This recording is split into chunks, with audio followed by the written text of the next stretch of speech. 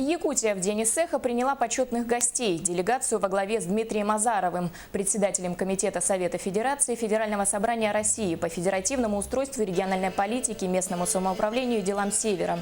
Дмитрий Азаров подчеркнул, что вступивший в силу закон о дальневосточном гектаре призван защищать в первую очередь коренных жителей Дальнего Востока. Состоялось обсуждение готовящихся поправок к закону, которые касаются особенностей нашей республики.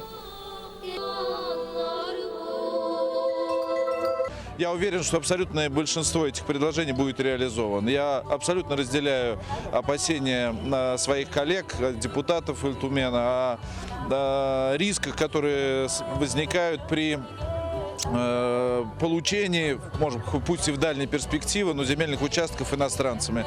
Мы обязательно на этом поставим жесткий заслон. Никаких сомнений в этом нет. И пусть все жители Якутии будут в этом уверены. Мы, конечно же, рассматриваем варианты больших полномочий регионов по реализации этого закона. Мы рассматриваем варианты, как еще более жестко защитить наши лесные угодья и территории, предназначенные для традиционных промыслов. Прежде всего, коренных малочисленных.